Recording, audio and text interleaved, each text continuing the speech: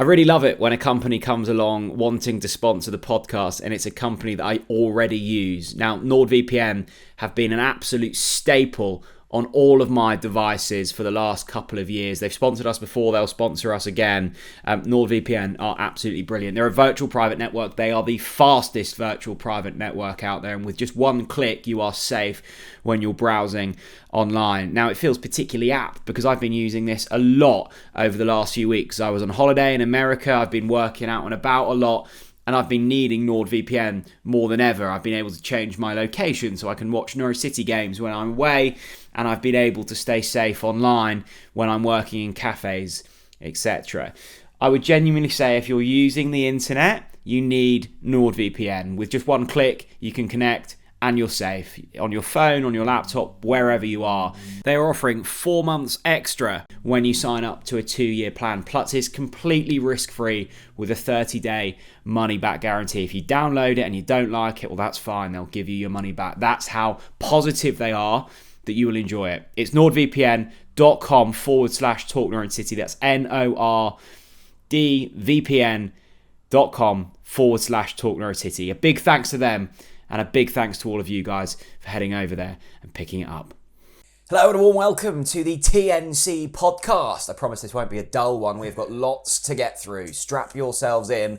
Let's hope for some Borja bangers. And the unbeaten run continues, Chris Reeve. Here we go. Here we go. It's been a busy week. It has. We had the watch along on Tuesday. Yeah. We had 6 goals at Carrow Road on Sunday. I'm knackered. I'm exhausted from this Norwich City nonsense. Exhausted. You know when you're a good tired? I love being a good tired. A good tired. Yeah, when you go to bed and you're exhausted, but you know it's come from productive ways. You know, you're not just shattered and you're like, oh, it's you against the world. You're going to bed, you're exhausted. You're satisfied with your work. Exactly. I'm satisfied with the work of Norwich City at the moment. I tell you what isn't a good tired. When your computer or your laptop is tired. I would say the worst kind of tired. Well, thankfully, Chris, we've got a sponsor that can help. It's 101 Computers. And actually, loads of you got involved with their free health check online. We'll link it in the description below. Norfolk-based, run by a Norwich City fan, most importantly. Yeah, and his name's Chris. Yeah, the mighty Chrissy Knowles. What a boy. So trust the Chris's in your life as you please, but this is a man to trust. Look, they're helping with businesses, individuals. If you want a free health check on your PC, yeah, link in the description. Unfortunately, they're not doing free health checks on Angus Gunn at the moment. But maybe that's a service they'll provide soon. Yeah, but imagine when your laptop gets up to speed, it goes from maybe a George Long to an Angus Gunn. Maybe. You know? Maybe. Link in the description. Where the hell do we start? It's been a busy week. What's happened this week? We had Stoke. Off the pitch as well as on the pitch, by the way. Yeah, we had Stoke. We had Preston. I would actually say, Jack, we do not have the time to talk about Stoke. Oh, no, that's gone. Good point. We just can't talk about it. Good point. Away from home. Yeah. We move. Preston, well, we covered that on the watch along. Did you just say we move? We move. Oh, God, that really cringed me out. Why? Hashtag we move. Yeah, we move. Aura. There's a good aura about the place at the moment. Come on then. 3-3. Wow. I mean, where do you start with that? You know what? My favourite part, and you noticed this, yeah.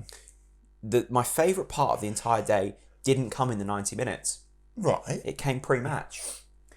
It was the sight of Arsenal legend. Yes. England's once hottest prospect in football, Jack Wilshere, essentially being a ball boy. Yeah. Just picking up the cones. Picking up the cones, moving the water bottles. Yeah, what a world. And it looked like he absolutely loved it. Who'd have thought, when we watched Jack Wilshere absolutely destroy us at the Emirates that year, that he would be picking up our cones and moving our water bottles. But look, great appointment from Norwich City. He's still so young. Smart appointment from Norwich City, and that's good because the young players will know him. They will aspire to be like him. They'll know the journey he's been on. He'll be relatable with the players. I think it's a really smart appointment. And Grant Hanley's going, who's this lad? And by the way, is he part of the youth setup? And by the way, I think Johannes did actually joke, didn't he? He said, "I'd play him if I could on Sky." Well, we are getting to that stage now after Kenny's red card. If you want more information on the Jack Wilshere appointment, go and check out the other video with the Don Robbie from AFTV, where I chatted with him in full detail about that. Norwich 3, Middlesbrough 3. I mean, look, I think that the dust is still yet to settle, and the overriding sense that I've got from every game at Carrow Road this season is I've walked away and I've gone, God, that was fun. Yeah. And again, exactly that. I've walked away, I've gone, right, I'm going to leave the detail and the nonsense of it all to one side, and I'm going to embrace the fun. Yes. Because that was, for 90 minutes, enthralling. Yes. And for once, Sky have picked a good game to put on the telly. The only point it wasn't fun was when George Long let in the first one. But let's get to that in a minute. Linking in with your point there, the last time I felt this feeling, and I'm sure Norwich fans will agree with me on this, is I think we've got this Paul Lambert, Daniel Farker, Alex Neil feeling, attitude, behaviour.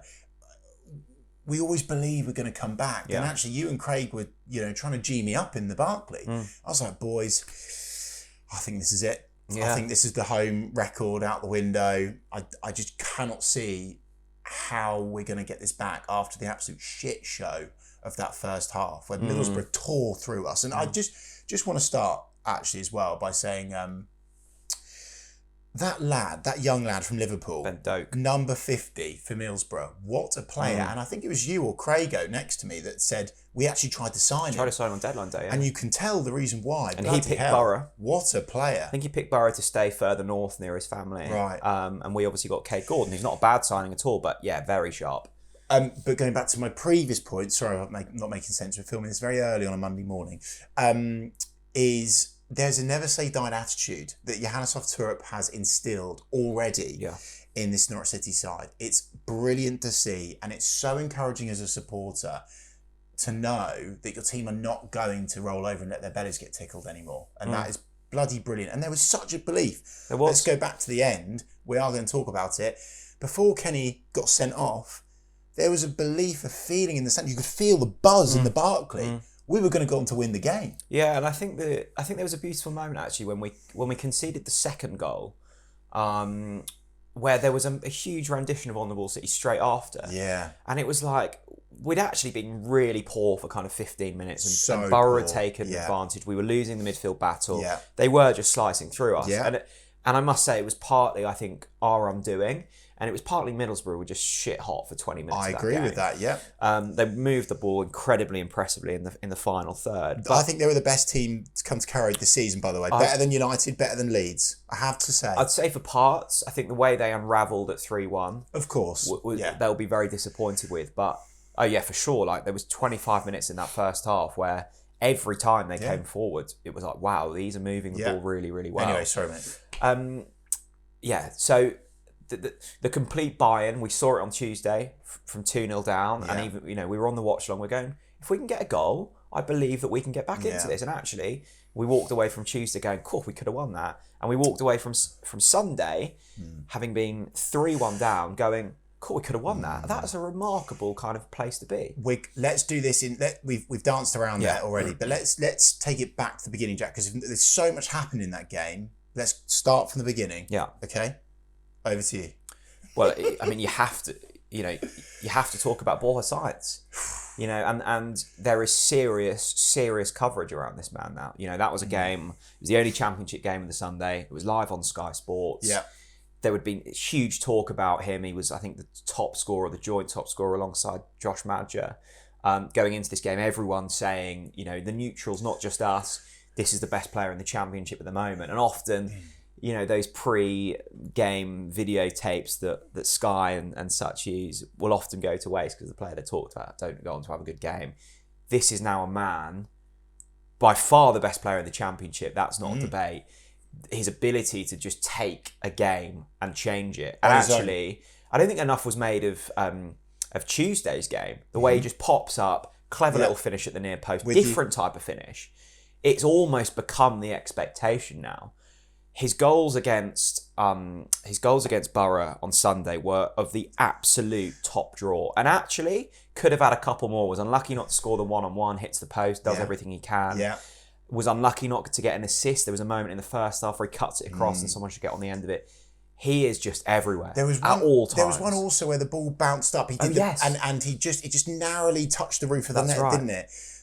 My question to you though, Jack, is the first Borja banger Yeah. or the second Borja banger? And I want to know what the Norwich fans think of this, because the first one, It's a stunner. I mean, it's a lovely little 1-2 with Emi Marcondes, by the way, which we'll get onto in a minute. And he just absolutely twats the ball into the top right. Yeah, but it's twatted with finesse. It's a finessed twat.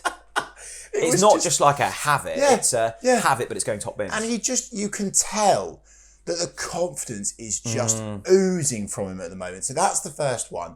And the second. The second's the best one He for is me. not entitled to shoot from there. It was practically against the football law, right? And to put that top right again, under the cosh, barely in a pocket of space, just unbelievable. Well, we were right behind the way that's kind of curled into the top corner. Couple of things you could see we it. Have to note here: the touch to get it out of his feet is fucking superb, like so good. Yeah, just that little flick to get it into a position. Yeah, the goalkeeper is in a good position. He's at full stretch. Yeah, he gets a hand to it and still can't save it. It is that accurate. Can't do anything with that. I remember a goal. I can't remember who it was against. That James Maddison scored. Yeah. It was in a similar position and he's just whipped one round. Yeah. And there's so few players that can do it. I think Maddison was one. Buendia was probably another. Although Buendia was a different type of player. Borja Sainz has this ability. And if I was watching the highlights back on Sky Sports, and all the top comments are, every time I tune in to Norwich highlights, these aren't Norwich fans, it's like Borja Sainz scoring a banger. Yeah. His highlights reel now at Norwich City must be absolutely off the charts. Borja only scores bangers.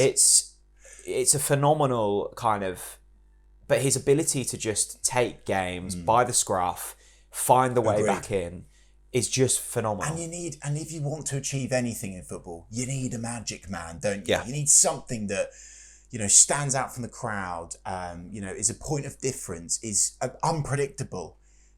What about this, Jack? All right. So Borja Sainz 10 goals now this season. Wow. I believe that's just not even league, a striker. By the way, I believe that's just the league. Yeah. Only Erling Haaland, who scored 11, has more goals than Borja Sainz in England's top 4 divisions this season. Borja Sainz is a joke, and you mentioned that player's name earlier, by the way, Emi Buendia.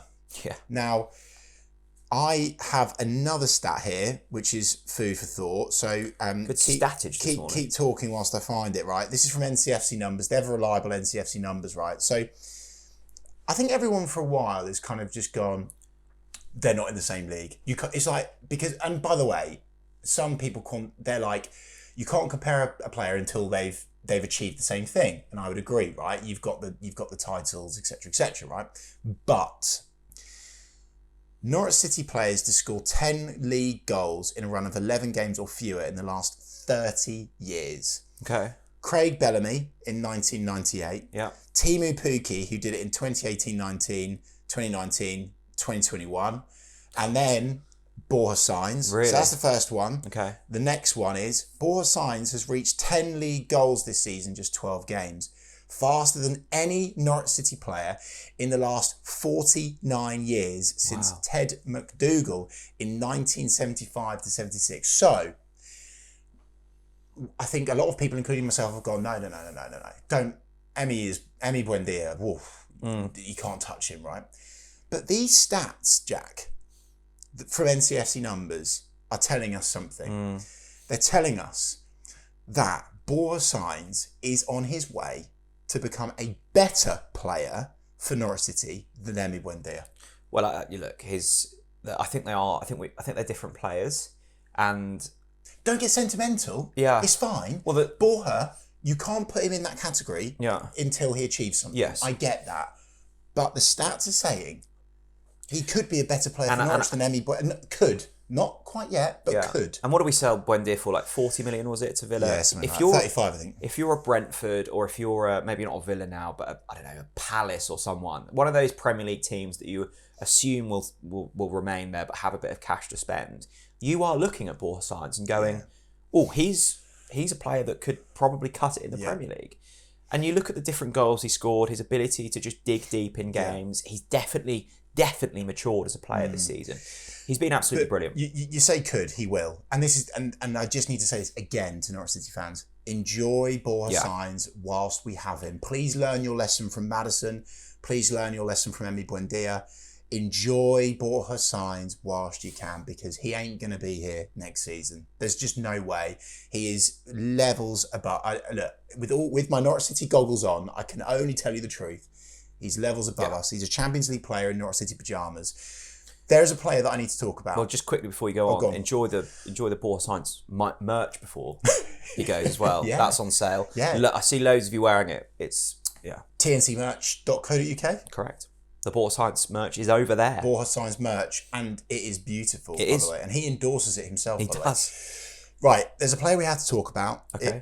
We have to speak about him. It was a very eventful game for Norwich City's second choice goalkeeper, George Long. Norwich City's number 12, George Long. I mean, if I was George Long, I'd be having to take some serious medication to get over that game, because of course it was so eventful for George Long. I'm going to bring up George Long's stats actually to try and speak in facts more than opinions here. He made 5 saves during that game. Okay. Of course, he conceded 3 goals. He saved a penalty, which we're going to get onto in a minute. 4 of the saves were diving saves. The other one as well was saves in the box, which I'm going to bring up in a minute. But essentially, Jack, let's kick off. The first goal for Middlesbrough. It's a big error, right? Of course it is. And I don't think these errors help when... Sorry. Saves inside the box, 3. Okay. That's impressive. Shots from within the box. That's impressive. Yeah. Look, these mistakes are even more in the spotlight when they are layered on to other mistakes. So the goal we conceded, so he comes in against Hull, keeps a clean sheet in the second half. Yep. We then go to Stoke, concedes a goal that probably should have saved, Yep. but also made some good saves in that game. I agree. So that's fresh in people's minds. We go to Preston, concedes a pretty poor penalty. Yeah. But also made some good saves in that game. Agreed, yeah. And then, so that's still fresh in people's minds, going, he's made mistakes in back-to-back games. And then comes to the Borough game, and I think the first goal in that game was the worst of the lot so far. Yeah. It must be said, just before that, he'd made a good save. Yes, agreed. I think, look, the first goal is definitely his fault, and he'll be devastated that that's gone. It's a really near simple, post, yeah. It's not even a powerful kind of shot from Conway. Yeah. But actually, the second goal, could he do better? No, the second goal, sorry, is a sort of one-on-one, isn't it? Can't do anything about that. The third goal is the one from distance. Because for people that haven't somehow not seen it yet, it comes in off the post, right? Oh, it's a wonderful goal. That's impossible for any goalkeeper to save. It was a brilliant Middlesbrough break. It was. That wasn't his fault. The third goal, he probably could do better. The defence is sleeping. So actually, he's at fault for one of the goals. He's equally probably saved us in that game. The penalty save completely changes the dynamic. If that goes to 4-1, it's done. Yeah, I agree. And there's some other good saves. So before we do the penalty save, the third goal, from where we sit in the stands, I thought, George Long could have done better there.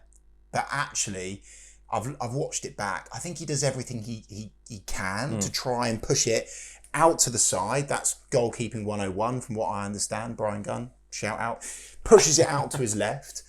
And I think the Norwich City defence were caught sleeping. I think the Norwich City defence were out of position a lot in that game, mostly due to Middlesbrough's excellent breaks, by the way, it has to be said. So I think the third goal, on reflection, you can't put that down to George. And I don't want to blame, but let's now go to that penalty save from George Long, because I'll be really honest with you, mate, be so honest. After that first goal goes in at his near post, I'm like, bloody hell. We concede the penalty. No chance. I'm like, absolutely no chance. Middlesbrough players on a hattie. He's going to comfortably push this in. He's going to run towards the Middlesbrough fans. Game over. Carrow Road empties. Yeah. Okay. Now, I had already changed the score, because I update the scores for the TNC social media. I've already updated the score to 4-1. I'm sorry. I have to admit, sometimes you've got to be honest with people, right? There was no hope for me that he was going to save that. And I absolutely take my hat off to George Long, because if you look at the penalty, is it a poor penalty? Yes, it's a poor penalty, but it's not central. So he has guessed the right way. He's read it well. And I think, Jack, that was the spark. Oh, absolutely. That was the spark. And then all of a sudden the crowd started believing again. So. I think that the penalty was very similar to the one Sargent scored against Leeds, and True. And Meslier kind of stands his ground for too long, and then he can't get down. The penalty wasn't straight at him; it was down to his left. The reason it's a poor penalty is because Long's stood his ground. He's made Conway pick a side, and he's played it poorly. I'm gonna stand up for George Long a bit today. Wow, are you feeling okay? Look, he's made 3 mistakes in 3 games, and I think if Angus plays the 3 games, we probably win all 3. It's hard to say. Probably. It doesn't.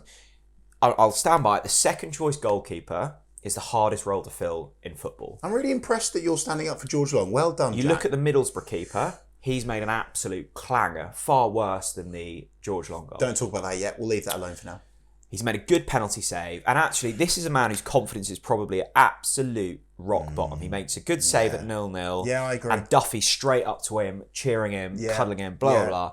And there was a really nice reaction after the penalty where he turns around to the river end and gives it big. Yeah. He still believes in himself. Yeah. He still believes in this Norwich side. And I think the other thing to note from all of this is he's clearly liked by the Norwich setup. He's clearly liked by the Norwich hierarchy. I do not believe that this club continues to hand out contracts when they're not deserved. He got a contract. They clearly think he deserves it. And actually, for large parts of that game, he played well. His distribution was good. He made some good saves. He saved a penalty which turned the game. Was it a perfect performance? No. Yes. But it's difficult for George Long when you're constantly being compared to Angus Gunn, who is one of, if not the best keepers in the league. Exactly. So, look, is he the perfect option? No. Do we have any other options? Well, maybe we do in Archie Mayer, etc. But I have full faith that Johannes Hoff Thorup is assessing these options, and believing in George Long, and actually we're still unbeaten since he's been in the sticks. I love that from you. That's fair enough. You know, I'm sticking up for George Long. But I'm surprised, and I'm pleasantly surprised, so thank you. What I would like to address is, as always, we have to try and be careful. We understand our platform, etc., right? We have to be careful between critiquing a player and abusing a player. And what I was encouraged by, actually, Jack, is there's a complete difference in the stands and online. And I was really encouraged, actually, that the Norwich City supporters were, when George was making big saves, we were like buzzing, weren't we? It was almost as if we'd kind of almost scored. We were like, get in there, George.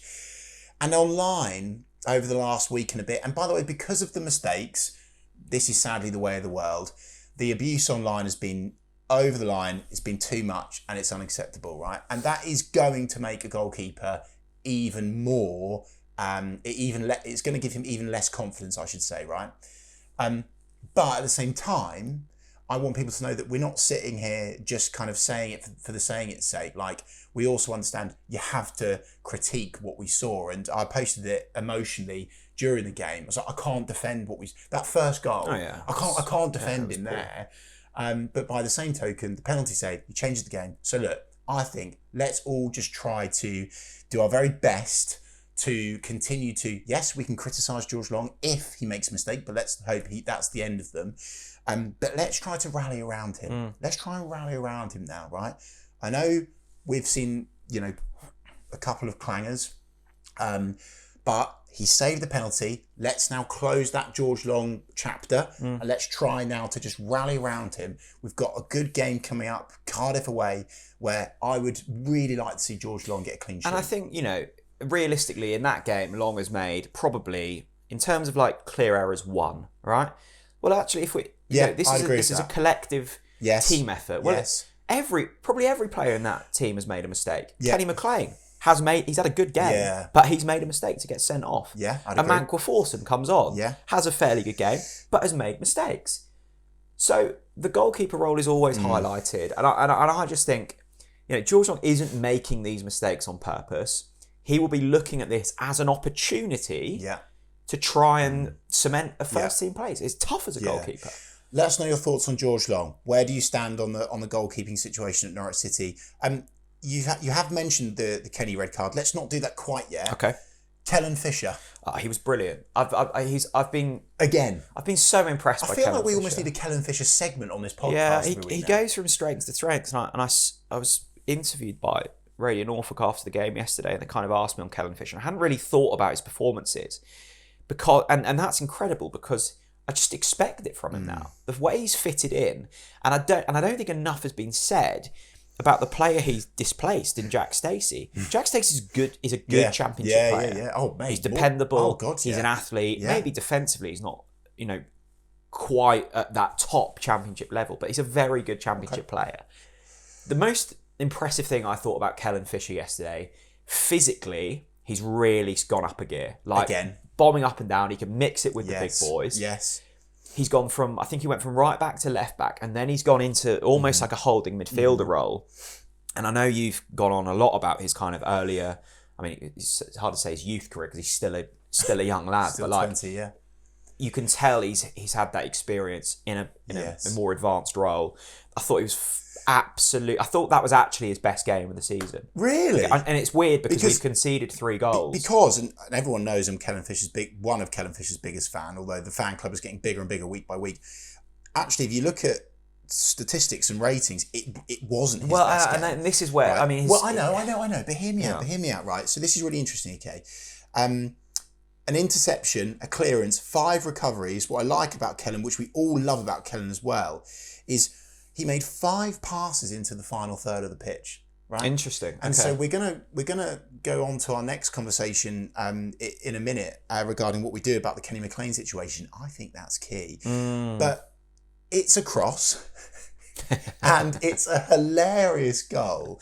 Because he hits the goalkeeper, because the goalkeeper saves it, and it's somehow, absolute howler. He somehow kicks it onto his own foot, and then it was a weird that goal. That cross was delivered right in front of us where we sit in the Barclay, and Kellen's actually, you can see his disgust at there was a couple of players in the box. I forget who. I think it was Sargent or someone else, and he's tried to pick him with an in-swing, and he's just kind of like shanked it, and you could see the disgust.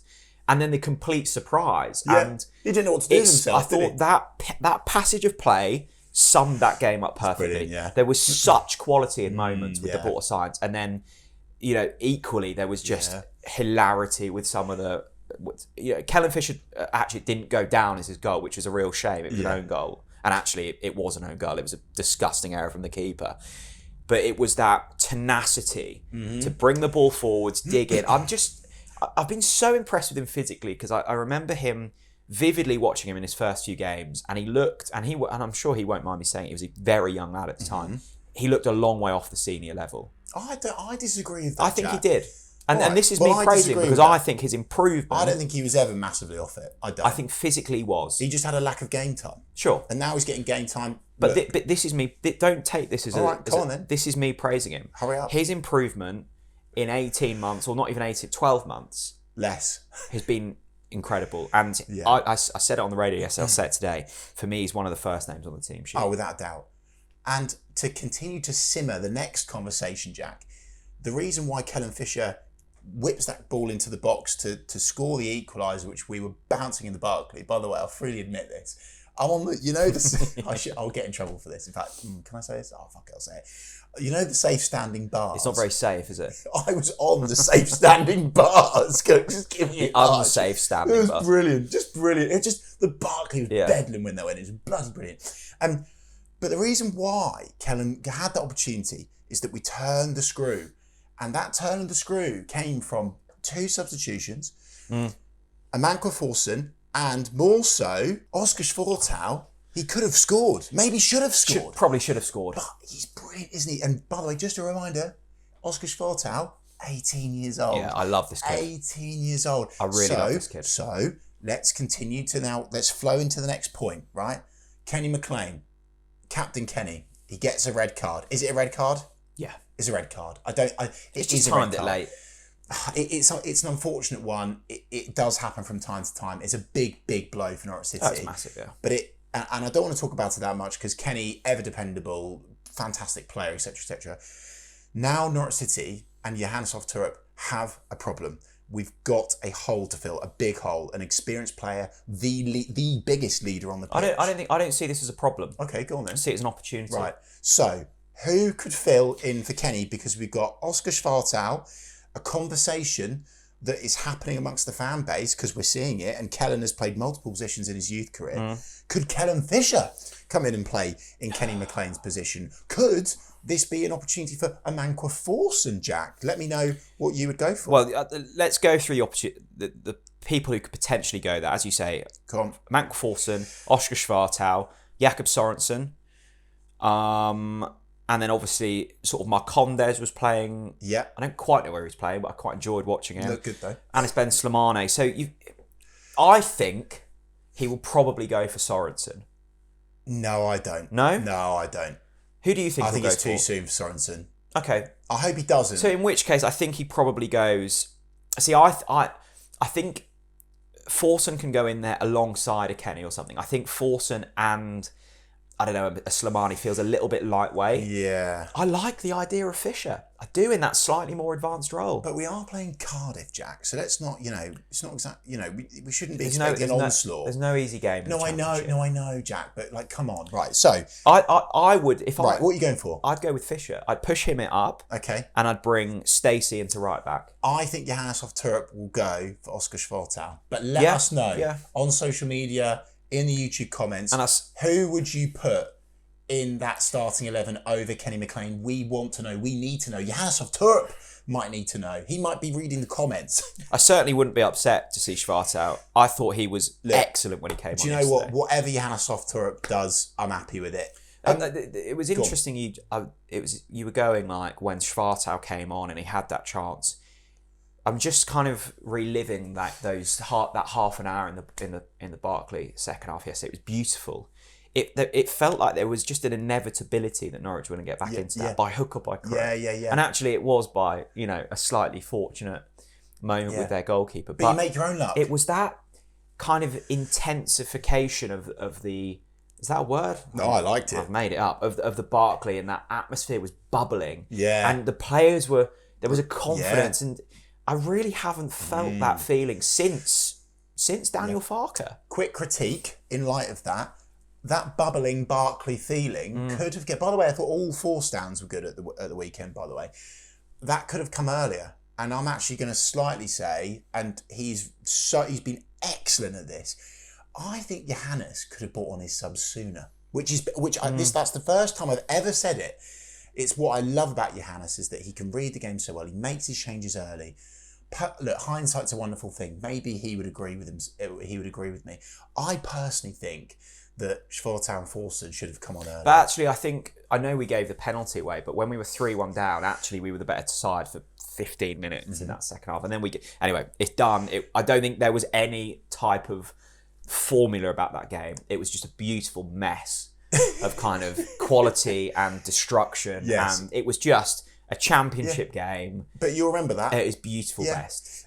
Something else that's over, Delia Smith and Michael Wynne-Jones are officially no longer going to be at the helm of Norwich City Football Club, Jack. That is massive news. Yeah, it is. How are you feeling about that? I feel like we've heard this news kind of 4 times. Yeah. Now. Look, it's been rubber stamped. Yeah, I don't think it's quite sort of fully sunk in. And I don't think it was going to feel overly different because they'll still be, at the game. Honorary life presence, I believe their new title is. And rightly so, deservedly so. Yeah, so they've been at the helm for 28 years, literally longer than I've been alive. Wow. And... God, really? Yeah. How old are you? 26. Bloody hell.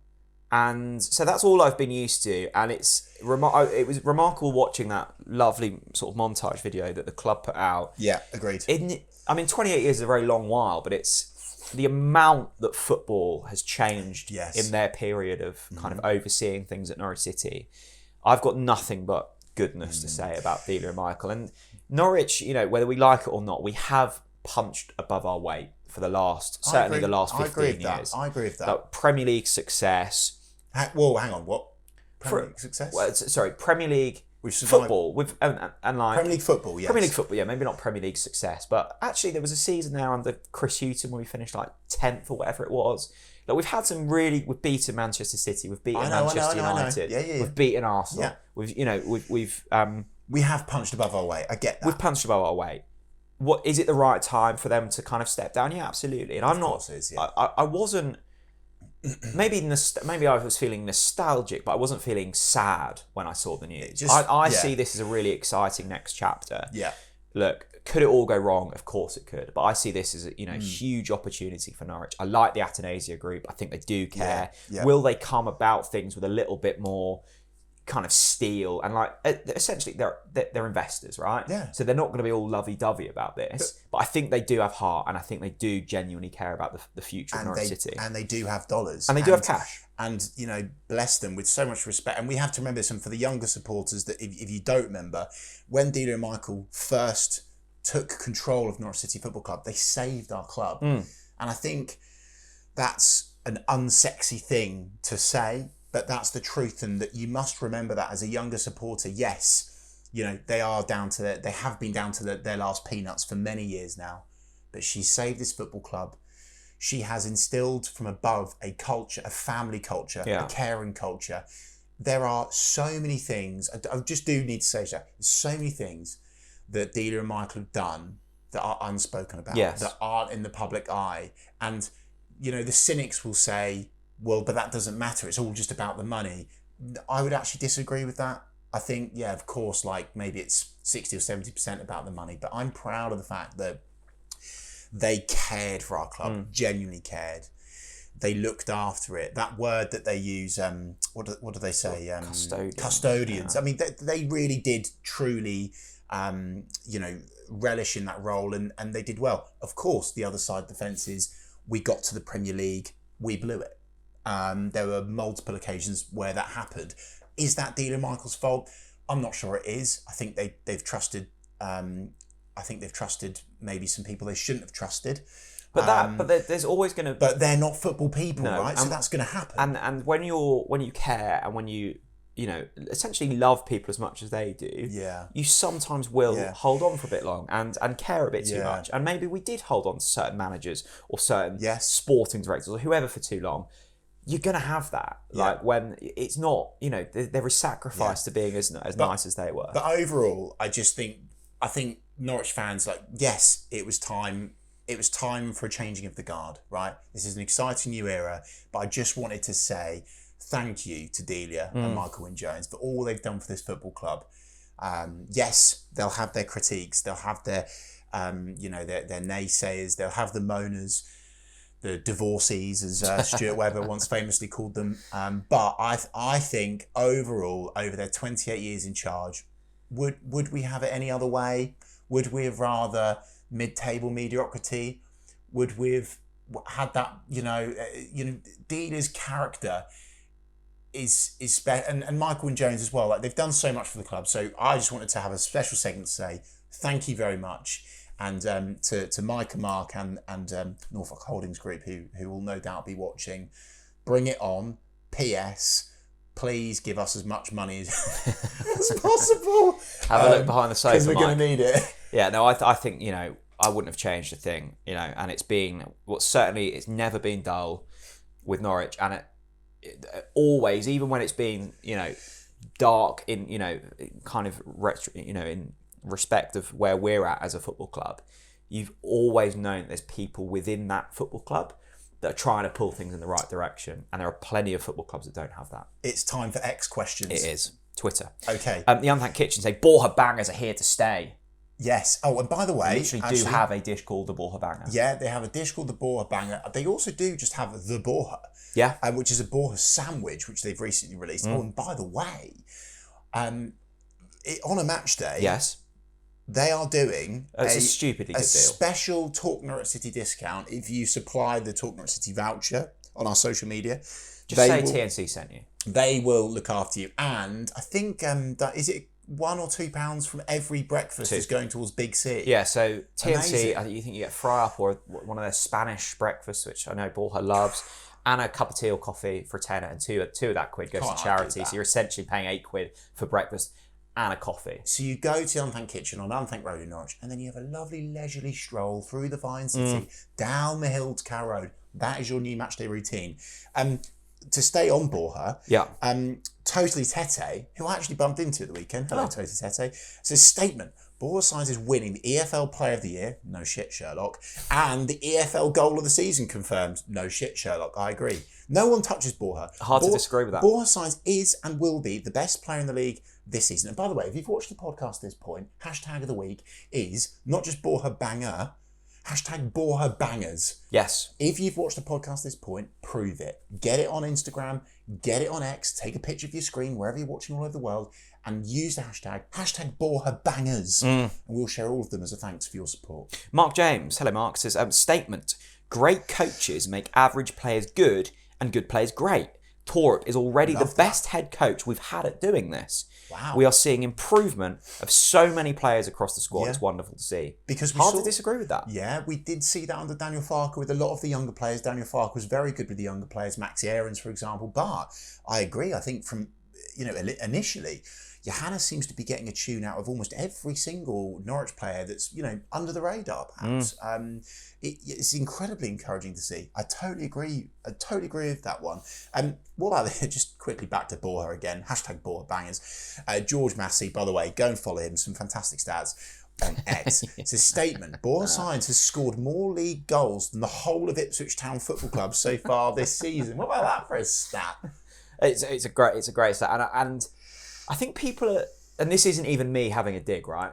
People were expecting Ipswich to just go into the Premier League and just finish mid-table and it'll all be fine. They're 9 games in. They've still not won a game. They spent 100-odd million quid. I expected this to happen. There's a massive step up between the Championship and the Premier League. And Ipswich have been punching above their weight for the past 2 seasons. Is Kieran McKenna a great head coach? Yes. Have they been really good the last 2 seasons? Yes. Are you going to stroll into the Premier League and just have it all your own way?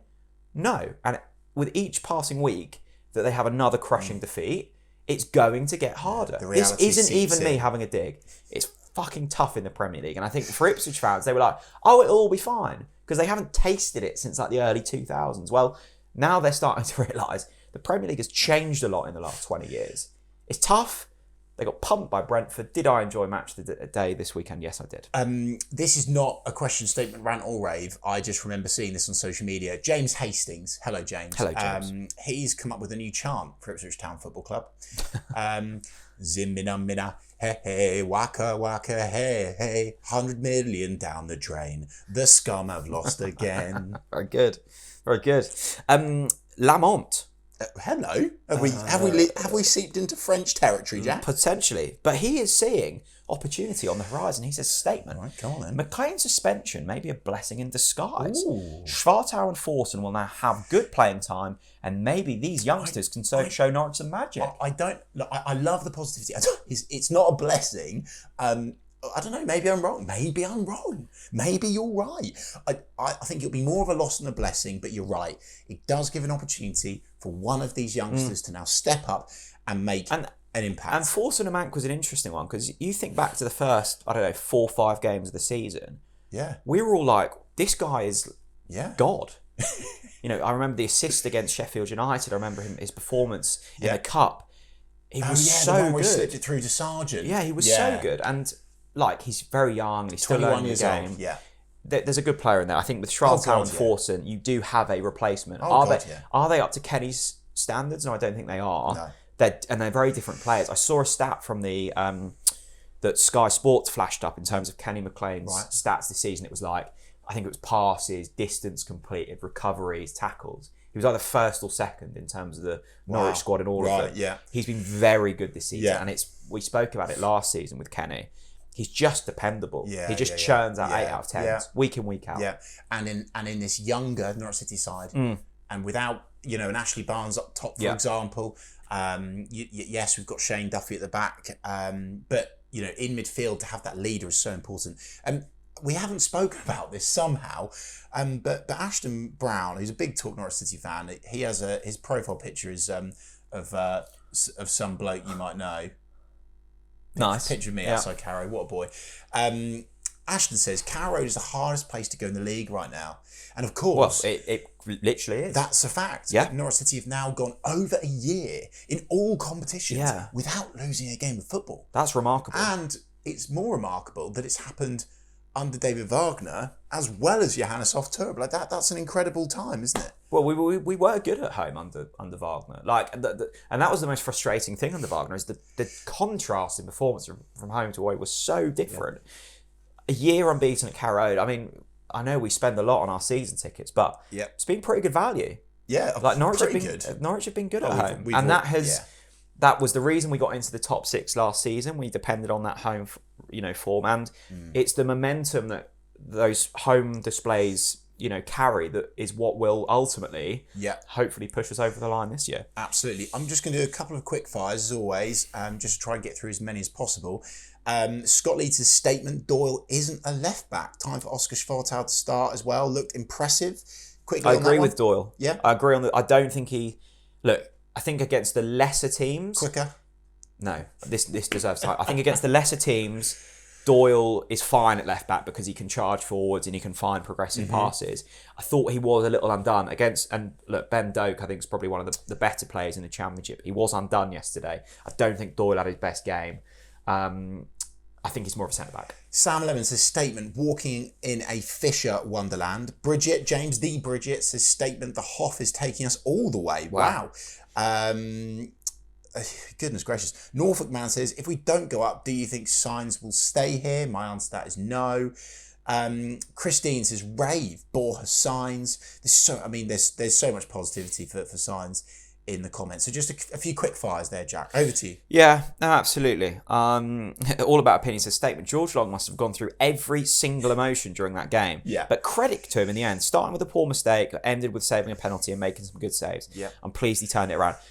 You said earlier that actually, look, there has been criticism for George Long, and it's the nature of the game. Has he deserved that criticism? Probably yes. Yeah. And does always overstep a certain mark.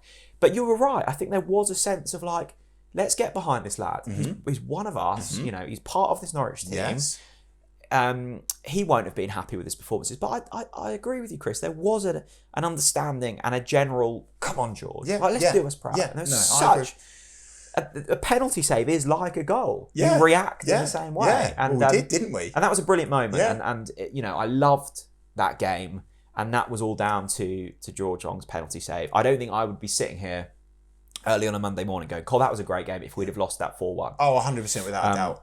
Katie is bringing up the old XP, expected passion, for those of you that don't know.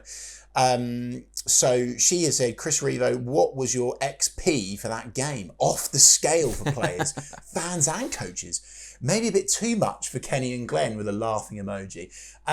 Let's address the latter first of all, Katie. I love the fact that Glenn Middlesbrough got booked. I absolutely love that. Fantastic stuff. I want our number 2 to get booked every game. Good. Good. Stand on the sidelines. I love the fact that Johannes doesn't know what he got booked for, but I'm fine with it. It's about the sergeant. We haven't mentioned this yet.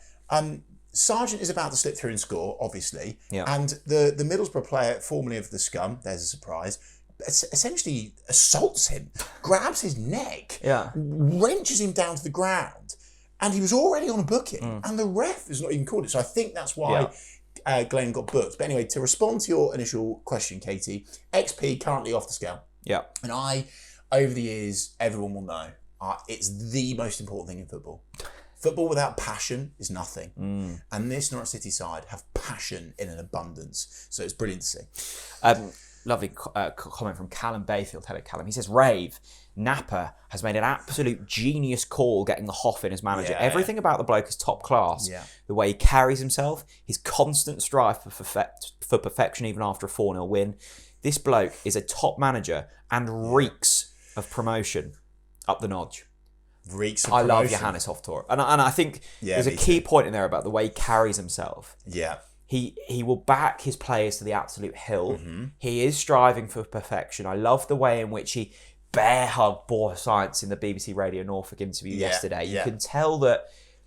I love the relationship that those two have. Yeah. I remember after Swansea, and we sat here and discussed the way that Hoff came out and wasn't criticising him, but was saying, look, there's a long way to go in Borja Sainz. He's a brilliant player, but this is what he needs to do. Then we had that moment yesterday. We had that funny moment in the dressing room where Borja Sainz is like, boss, can I have a week off? And he's like, Is that your attitude? Is that your mentality? And you could tell, like, boys, like, oh, suddenly like a little schoolboy kind of back in his chair. There's a nice dynamic there. And I've said this before, the sign of a good manager is a manager that can work with players. Yeah, different types. That have that pizzazz, that have the maybe arrogance, that have the ego, they know that they're a quality player, right? And we see, like, of course, a prime example is, Jose Mourinho, one of those top players in one of the big leagues, right? You can't have a team full of boring, soulless yes men, right? You need character. You need personality. You need anger. You need aggression. You need that, right? And that's difficult to manage. No, I know. Yeah. And that speaks volumes. And speaking of mentality, because you've used that word, Jack, Ollie, Northern Norwich 1 on X's statement, the mentality and resilience from the boys against Preston and Borough is a really good sign. Under David Wagner, we would have lost those games. Also, this Sainz guy's a bit good, isn't he? Let's speak about the mentality and the resilience as well. This Norwich City team does not lie. Yeah, and that's bred on, I think, like the knowledge that you are capable of doing it. Mm-hmm. And they've proven themselves by doing it, against Preston, and that just and then suddenly when you are 2 goals behind, it's that muscle memory of like, okay, we've been here before, we know we can overcome this, this is how we do it, this is what we need to do. That doesn't happen if you don't have the belief and the proof of concept that you can do it. And that's been bred through brilliant coaching, superb substitutions, proactiveness in games, quality within the team. Like, that game doesn't get flipped on its head if it isn't for that fantastic Borja second goal. Well, hang on, and George's penalty save. No, of course, but it's those moments of quality. It's a mixture of, there's loads that go into that. Yeah. It's quality in possession. And the fans in the stands. It's a mixture of everything. And I think those types of, the disappointment for the Hoff will be the fact that we were ever 2 goals behind. Of course. The third goal's really sloppy. The first goal's awful. Yeah. Like, this wasn't the perfect performance. Yeah. So if you can find the performance like we did against Watford. Yes. Or against Hull, where you're just far better, that's what will get you to the level. It's these types of games where you're not at your best. Yes. And you continue to carry things over. They are the types of performances that just keep momentum going. And what is more impressive about this kind of conversation around the mentality, the resilience, these comebacks that we've seen, I think it's now, obviously, we've come back from 2 goals behind twice in a week, which is crazy. Yeah. First time we've done that in forever. Again, I think NCFC Numbers shared a stat on that. Johannes said in his post-match, I think it was the Pinkins one they put on YouTube, I was watching it, he said, at half-time, calm things down. Who said this? The Hoff? He just kept it calm, right? And he essentially just told his Norwich City side to play their stuff. Don't rush. Don't try and hunt the early goal. Don't try and score straight away after that whistle's gone to start the second half. Let's just find our rhythm again. I think he uses that word rhythm. Find our rhythm again. And you could tell that, that aura, and again, you speak about, aura, there you go, there's that word, aura. Johannes does have this aura of, coolness, patience. And as a player, if you know that your manager has got this all under control, it breeds confidence. And we had that, just quickly back to the booking for Glenn Riddlesome, like, we had that with Farke. Farke was never, ever out of kind of place. He was always composed. But his number 2 was often just fucking balming, right? And he was the guy that was finding that passion. And I really liked this combo. And then you had Jack Wilshere into the mix. Hello. Fucking hell. Right. Up next. Okay. Are we doing this? Yeah. Up next, Cardiff City away. Yeah, Cardiff are an interesting one, aren't they? They've had a bit of a resurgence. Yeah. I believe they've not sacked their manager, got their caretaker in. Good draw at the weekend. They pumped. Well, actually, they're in really good form. Yeah. Have they not won their last 3? Or they're undefeated in their last 3? Undefeated in 5. Ooh. So since the start of October, since they sacked their manager, 1-0 win against Millwall, 1-1 against Bristol City, 5-0 win against Plymouth, that's impressive. 2-0 win against Portsmouth, 0-0 draw against West Brom. Okay, so they've had... barely conceding. They've conceded 1 goal in 5 games. The one that's very, very impressive. That's very impressive. The run is... The first, I think, 3 or 4 teams, Bristol City, that's impressive. Yeah. They're a really, really good side. They're quite tight. Not really, really good. They're a decent side. Yeah, they've had a decent run of fixtures. Also, drawing to West Brom is a really good result. But I'm not, beating Portsmouth is, that's like, I don't know, opening a Christmas present is a piece of piss. 5-0 against Plymouth. You know, Plymouth again, you know, actually, let's leave Plymouth alone for last season's reason. Anyway, it will be a tough game against Cardiff. It will. Especially with the loss of we're now without Gunny, Nunes, and McLean. Yeah. Like, as Connor Southwell said in his post-match, you know, this squad is really being tested now, Jack. It is. How do you think the game will go?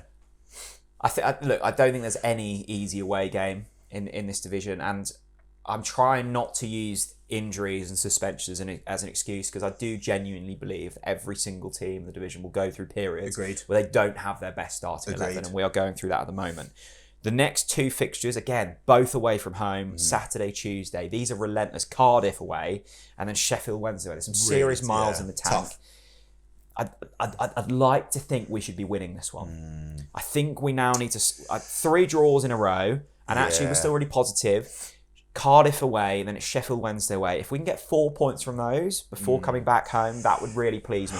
We do have to start converting draws into wins if we are genuine about finishing top 6 this season. Yeah, because as you say, if we get a draw against Cardiff and then if we draw against Sheffield Wednesday as well, that's then, what is it, 5 in a row? Look, and a draw away to Cardiff wouldn't be the worst result. We both believers that draw away from home, win at home. Well, I know, but didn't beat Middlesbrough at home, right? And I do agree with you. And this is now a big test for this Norwich City side, because I don't like the look of Sheffield Wednesday away on a Tuesday night. I think that's a shitter. And that's a tough game. We may or may not be doing a watch along, and you know the curse of the watch along. Maybe. We'll see if people want it, they can have it.